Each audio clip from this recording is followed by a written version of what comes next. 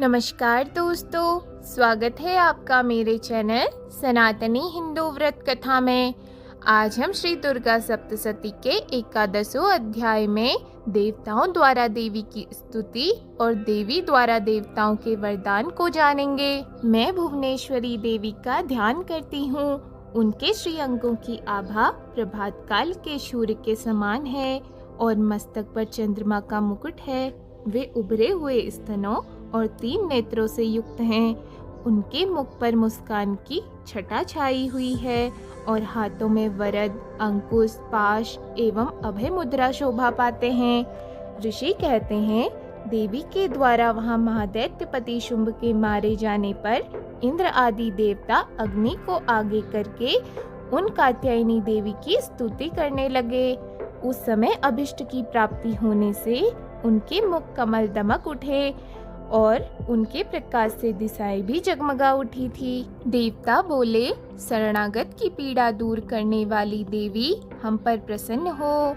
संपूर्ण जगत की माता प्रसन्न हो।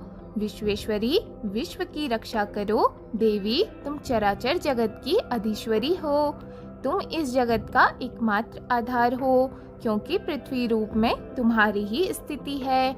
देवी, तुम्हारा पराक्रम उल्लंघनीय है। तुम ही जल रूप में स्थित होकर संपूर्ण जगत को तृप्त करती हो। तुम अनंत बल संपन्न वैष्णवी शक्ति हो। इस विश्व की कारणभूता परामाया हो। देवी, तुमने इस समस्त जगत को मोहित कर रखा है। तुम ही प्रसन्न होने पर इस पृथ्वी पर मोक्ष की प्राप्ति कराती हो। देवी, संपूर्ण विद्याएं तुम्हारे ही भिन्न भिन्न स्वरूप हैं। जगत में जितनी स्त्रियां हैं वे सब तुम्हारी ही मूर्तियां हैं। जगदम्बे, एकमात्र तुमने ही इस विश्व को व्याप्त कर रखा है। तुम्हारी स्तुति क्या हो सकती है। तुम तो सत्वन करने योग्य पदार्थ से परे एवं परावाणी हो। जब तुम सर्वस्वरूपा देवी स्वर्ग तथा मोक्ष प्रदान करने वाली हो, तब इसी रूप में तुम्हारी स्तुति हो गई। तुम्हारी स्तुति के लिए इससे अच्छी उक्तियां और क्या हो सकती हैं। बुद्धि रूप से सब लोगों के हृदय में विराजमान रहने वाली तथा स्वर्ग एवं मोक्ष प्रदान करने वाली नारायणी देवी, तुम्हें नमस्कार है।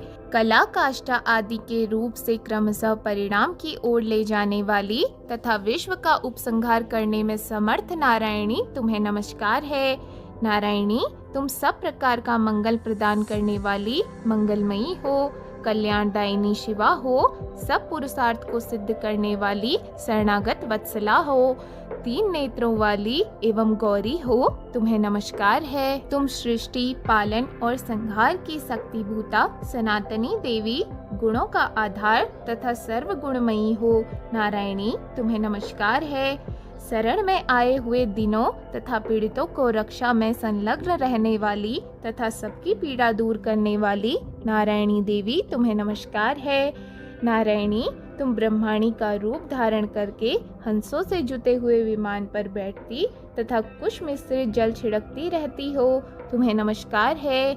महेश्वरी रूप से त्रिशूल, चंद्रमा एवं सर्प को धारण करने वाली तथा महान वृषभ की पीठ पर बैठने वाली नारायणी देवी, तुम्हें नमस्कार है। मोरों और मुर्गे से घिरी रहने वाली तथा महाशक्ति धारण करने वाली कौमारी रूप धारणी निष्पापे नारायणी, तुम्हें नमस्कार है। शंख, चक्र, गदा और शांख धनुष रूप उत्तम आयुधों को धारण करने वाली वैष्णवी शक्ति रूपा नारायणी, तुम प्रसन्न हो, तुम्हें नमस्कार है। हाथ में भयानक महाचक्र लिए और दाढ़ों पर धरती को उठाए वाराही रूप धारणी कल्याणमयी नारायणी, तुम्हें नमस्कार है।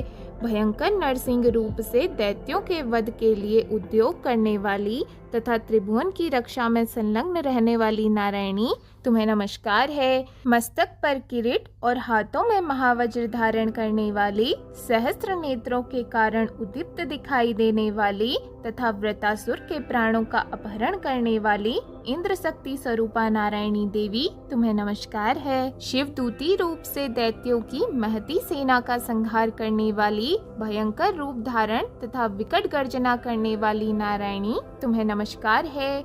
दाढ़ों के कारण विकलाल मुख वाली, मुंडमाला से विभूषित, मुंड मर्दनी चामुंडा रूपा नारायणी तुम्हें नमस्कार है। लक्ष्मी, लज्जा, महाविद्या, श्रद्धा, पुष्टि, स्वधा, धूर्वा, महारात्रि तथा महाअविद्या रूपा नारायणी तुम्हें नमस्कार है।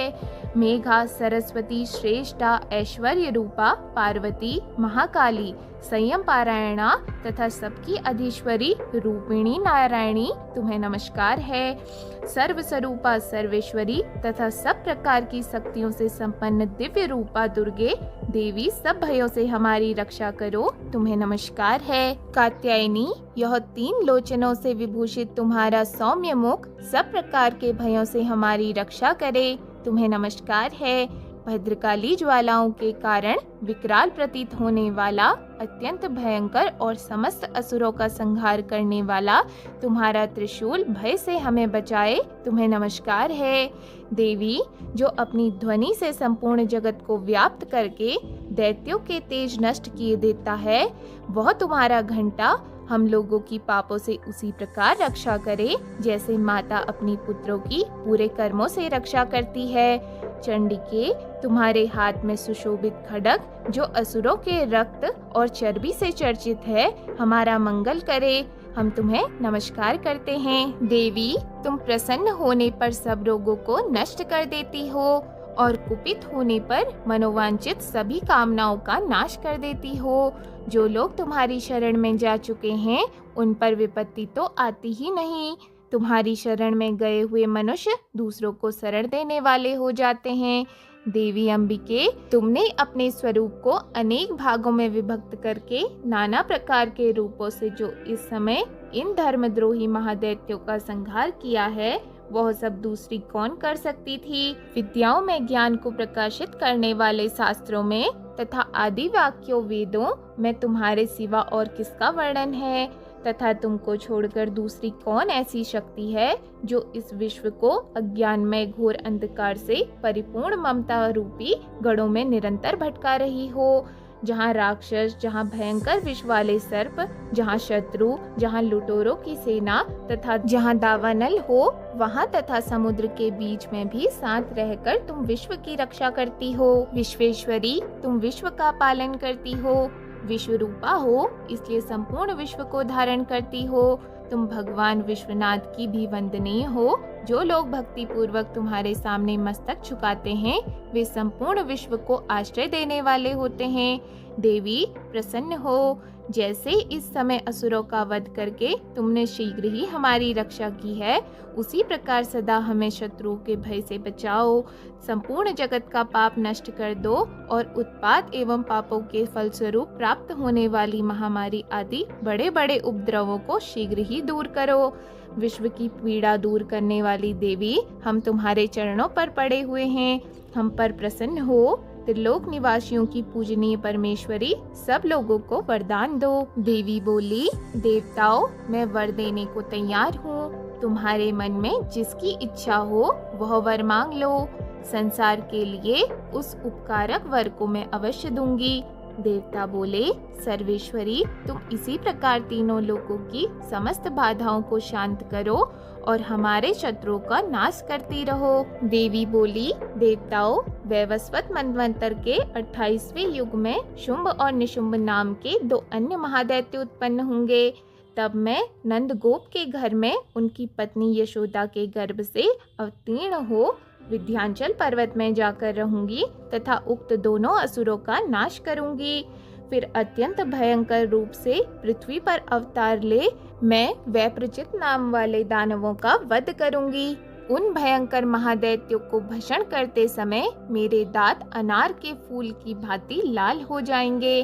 तब स्वर्ग में देवता और मृत्युलोक में मनुष्य सदा मेरी स्तुति करते हुए मुझे रक्तदंतिका कहेंगे। फिर जब पृथ्वी पर 100 वर्षों के लिए वर्षा रुक जाएगी और पानी का अभाव हो जाएगा, उस समय मुनियों के सत्वन करने पर मैं पृथ्वी पर अयोनिजा रूप में प्रकट होंगी और 100 नेत्रों से मुनियों को देखूंगी। अतः मनुष्य शताक्षी इस नाम से मेरा कीर्तन करेंगे। देवताओं, उस समय मैं अपने शरीर से उत्पन्न हुए शाकों द्वारा समस्त संसार का भरण पोषण करूंगी। जब तक वर्षा नहीं होगी तब तक वे शाक ही सबके प्राणों की रक्षा करेंगे। ऐसा करने के कारण पृथ्वी पर शाकंभरी के नाम से मेरी ख्याति होगी।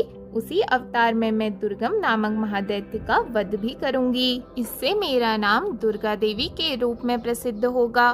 फिर मैं जब भीम रूप धारण करके मुनियों की रक्षा के लिए हिमालय पर रहने वाले राक्षसों का भक्षण करूंगी, उस समय सब मुनि भक्ति से नतमस्तक होकर मेरी स्तुति करेंगे। तब मेरा नाम भीमा देवी के रूप में विख्यात होगा। जब अरुण नामक दैत्य तीनों लोकों में भारी उपद्रव मचाएगा, तब मैं तीनों लोकों का हित करने के लिए 6 पैरों वाले असंख्य भ्रमरों का रूप धारण करके उस महादैत्य का वध करूंगी। उस समय सब लोग भ्रामरी के नाम से चारों ओर मेरी स्तुति करेंगे। इस प्रकार जब जब संसार में दानवी बाधा उपस्थित होगी, तब तब अवतार लेकर मैं शत्रुओं का संहार करूंगी।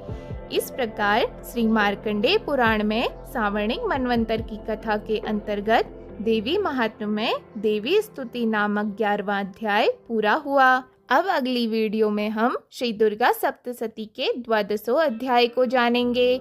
यदि आपको हमारी आज की वीडियो पसंद आई हो तो वीडियो को लाइक और चैनल को सब्सक्राइब जरूर करें। धन्यवाद।